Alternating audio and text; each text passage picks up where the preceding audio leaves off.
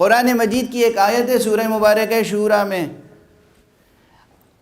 فرمایا گیا من کان یرید حرث الآخرۃ نزد له فی حرثہ، من کان یرید حرث الآخرۃ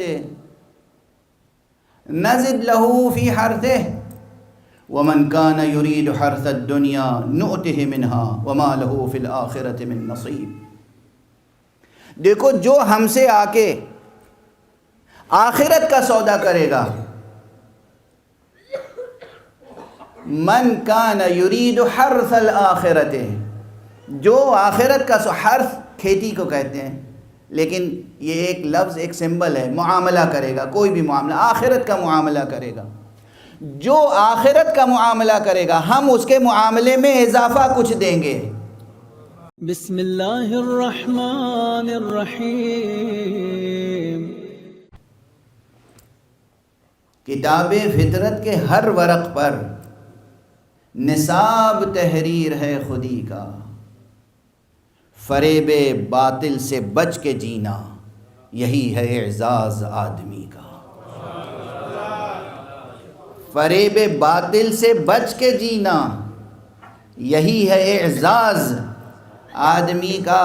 خدا کے بندوں کو حق نہیں ہے کہ بیعت ظلم و جبر کر لیں،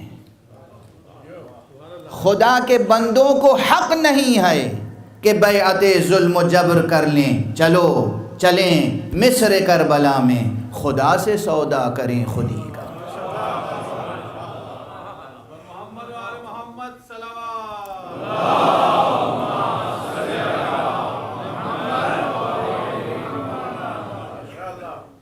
تو آپ کے نفسوں کا خریدار خدا کے علاوہ کوئی نہیں ہو سکتا، اور خدا کی طرف سے جو آپ کا نفس خریدے گا وہ علی کے علاوہ کوئی اور نہیں ہو سکتا۔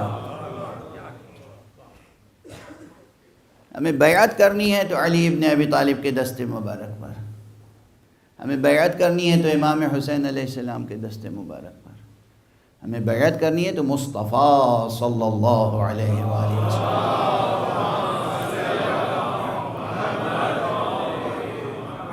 اس لیے کہ انہی کے شان میں سند ہے، ان الذین یبایعونک انما یبایعون اللہ، یہ رسول سے خطاب ہے نا، اے رسول جو لوگ آپ کی بیعت کر رہے ہیں یہ آپ کی بیعت نہیں کر رہے ہیں، دراصل یہ خدا کی بیعت کر رہے ہیں۔ ید اللہ فوق ایدیہم، یہ آپ کا ہاتھ ان کے ہاتھوں پر نہیں ہے، اللہ کا ہاتھ ہے جو ان کے ہاتھوں پر۔ تو آپ کو اور ہمیں بیچنا تو ہے اپنا نفس، رکھنا نہیں ہے اپنے پاس۔ یہی پونجی ہے، جس کے پاس جو پونجی ہوتی ہے وہ اسی پونجی سے تو کماتا ہے، تو کمانے کا سلیقہ ہونا چاہیے۔ اب میں ہوتا ہے اور ایک چیز اس کے بعد اضافہ مل جاتی ہے۔ اب یہ سودا کرنے والے پہ ڈیپینڈ کرتا ہے کہ کس سے سودا کر رہا ہے، کیسا سودا کر رہا ہے، کیا سودا کر رہا ہے، ٹھیک ہے نا۔ اور جو صرف دنیا کا معاملہ کرے گا اسے دنیا میں سے کچھ دے دیں گے اور آخرت میں اس کا کوئی حق اور حصہ نہیں ہوگا۔ یعنی قرآن یہ بتا رہا ہے کہ اگر تمہارا ذوق بلند ہے، تم خریدنے والے کو پہچانتے ہو، تم اس کی شان اور اس کی قدرت کو پہچانتے ہو، تو تم آخرت کا سودا کرو، دنیا تو گھلوے میں مل جائے گی۔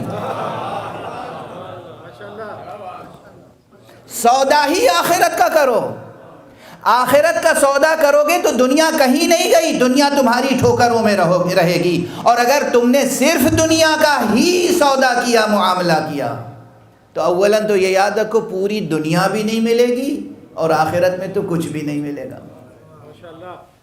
واضح ہے؟ اب بس طے کر لیجئے کہ آپ کو توازن کیسے برقرار رکھنا ہے، دنیا کا معاملہ کرنا ہے یا آخرت کا۔ یعنی دنیا تو گیٹ فری ہے یہاں پر، آخرت کا سودا کرو تو دنیا تو تمہارے قدموں میں رہے گی ہی۔ من کان یرید حرث الآخرۃ، یعنی یہ اسلامی اقتصاد۔ قرآن مجید کی ایک آیت ہے سورہ مبارکہ شورى میں فرمایا گیا من کان یرید حرث الآخرۃ نزد لہ فی حرثہ، من کان یرید حرث الآخرۃ نزد لہ فی حرثہ ومن کان یرید حرث الدنیا نؤتہ منہا وما لہ فی الآخرۃ من نصیب۔ دیکھو جو ہم سے آ کے آخرت کا سودا کرے گا، من کان یرید حرث الآخرۃ، جو آخرت کا حرث کھیتی کو کہتے ہیں، لیکن یہ ایک لفظ ایک سمبل ہے، معاملہ کرے گا، کوئی بھی معاملہ آخرت کا معاملہ کرے گا، جو آخرت کا معاملہ کرے گا ہم اس کے معاملے میں اضافہ کچھ دیں گے، اور جو صرف دنیا کا معاملہ کرے گا اسے دنیا میں سے کچھ دے دیں گے اور آخرت میں اس کا کوئی حق اور حصہ نہیں ہوگا۔ یعنی قرآن یہ بتا رہا ہے کہ اگر تمہارا ذوق بلند ہے، تم خریدنے والے کو پہچانتے ہو، تم اس کی شان و اس کی قدرت کو پہچانتے ہو، تو تم آخرت کا سودا کرو، دنیا تو گھلوے میں مل جائے گی۔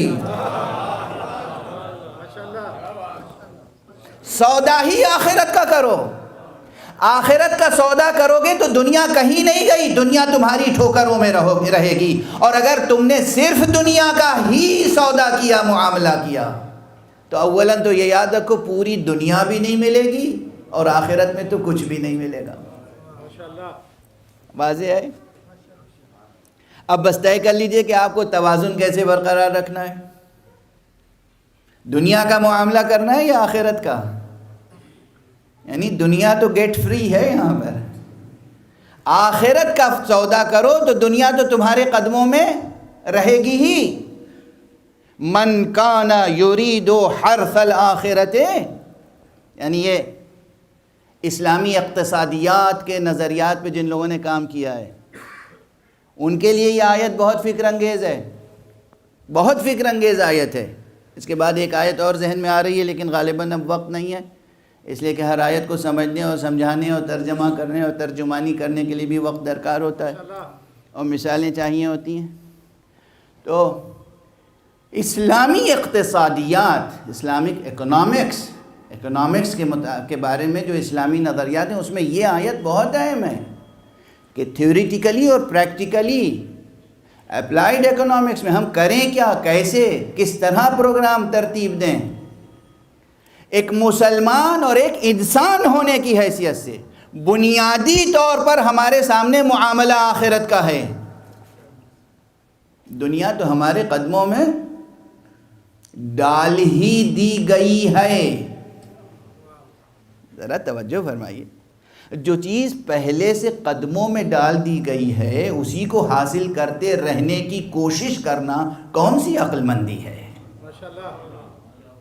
جو چیز پہلے سے قدموں میں موجود ہے وہ تو دے ہی دی گئی، وہ تو مل ہی گئی، بس کوشش یہ کرنی ہے کہ پاؤں سے زمین سرکنے نہ پائے اور پاؤں جما کر ہم آخرت کما لیں۔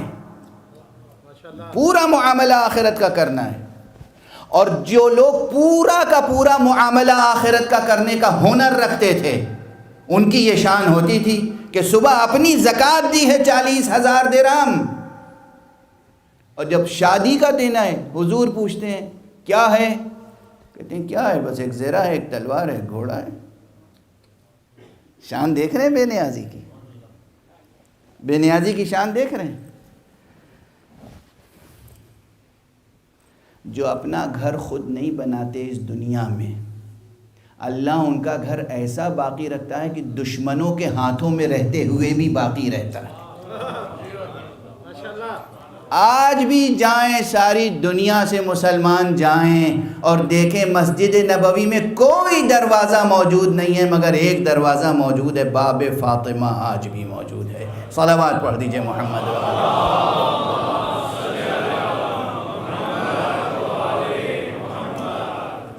باب فاطمہ موجود ہے یا نہیں؟ موجود ہے، آج بھی موجود ہے، آج بھی موجود ہے، بلکہ اس حجرے میں ایک اور صندوق رکھا ہوا ہے جسے سریر فاطمہ کہتے ہیں، جو کچھ بھی ہے آج بھی موجود ہے۔ جنہوں نے سب کچھ دے دیا خدا کی راہ میں، ان کے نام پر آج دنیا میں کتنی جائیداد ہے حضرت علی کی، کوئی گن سکتا ہے؟ ماشاءاللہ۔ کتنے لوگوں نے اوقاف کیے ہیں، کتنے لوگوں نے درگاہیں بنائی، حضرت علی کے روزوں کی شبیہیں بنائیں، اور ہمارے یہاں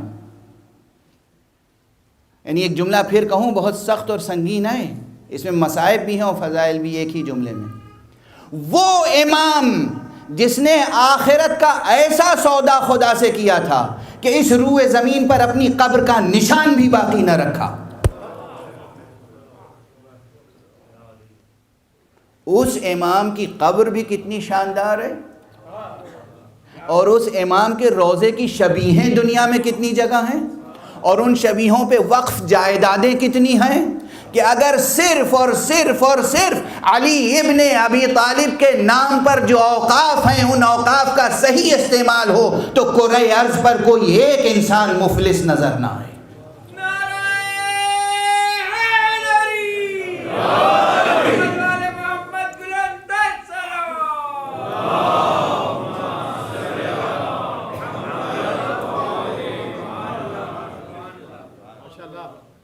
یہ زندہ حقیقت ہے یا کوئی میں سخن بافی کر رہا ہوں؟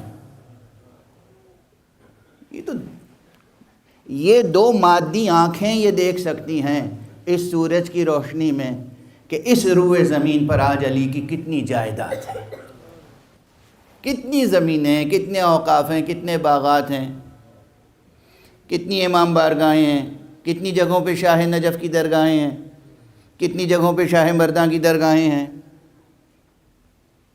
کتنے جگہوں پہ روزے بنے ہوئے ہیں، کس کے؟ جس نے اپنی قبر کا نشان بھی اس وقت باقی نہ رکھا، وصیت کر دی کہ قبر کا نشان مٹا دینا۔ نہ جیتے جی اپنا گھر بنایا اپنے لیے، نہ قبر بنائی اپنے لیے، یعنی اس سے علاوہ کیا کہیں، یعنی اس پوری دنیا کو راہ خدا میں صرف کر دیا، معاملہ کیا تو صرف آخرت کا کیا۔ نتیجے میں کیا ہوا کہ آج بھی دنیا علی کی ٹھوکروں میں ہے، اور آخرت کی بادشاہت بھی علی کے پاس ایسی ہے کہ علی جس کو چاہیں گے جنت ملے گی، علی جس کو چاہیں گے جہنم میں جائیں گے۔ نعرہ تکبیر، اللہ اکبر، نعرہ تکبیر، اللہ اکبر، نعرہ رسالت، یا رسول اللہ، نعرہ رسالت، یا رسول اللہ، نعرہ حیدری، یا علی، حیدری، یا علی، حسینیت زندہ باد، حسینیت زندہ باد، یزیدیت مرد آباد، یزیدیت مرد آباد، نعرہ صلوات، اللہم صلی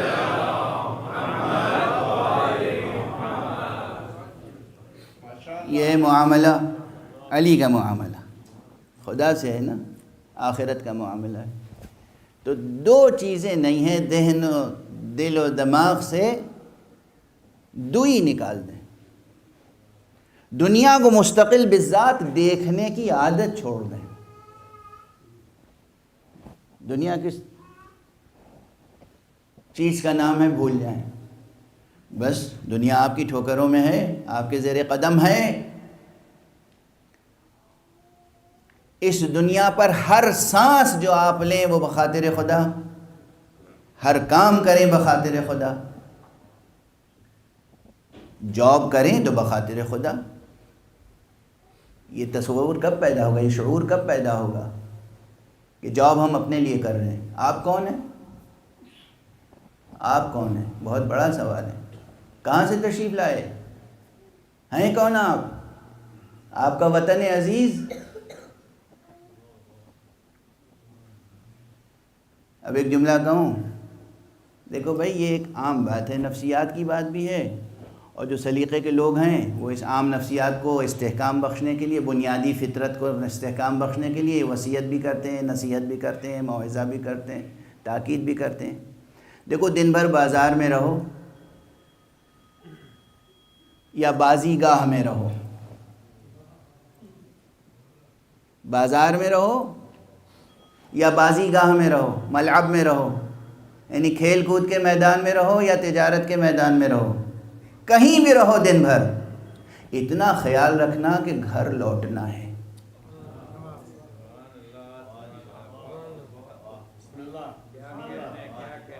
واضح ہے نا؟ صبح نکلو گھر سے، کہیں بھی رہو، اتنا خیال رکھنا گھر لوٹنا ہے۔ یہ جو آخرت کی بات ہے، آخرت کی بات ہے، آخرت کی بات ہے، یہ یاد رہے وہیں سے آئے ہو، یہاں جتنے دن چاہو رہو، مگر یاد رکھنا شام میں زندگی ہوگی تو وہیں لوٹنا ہے۔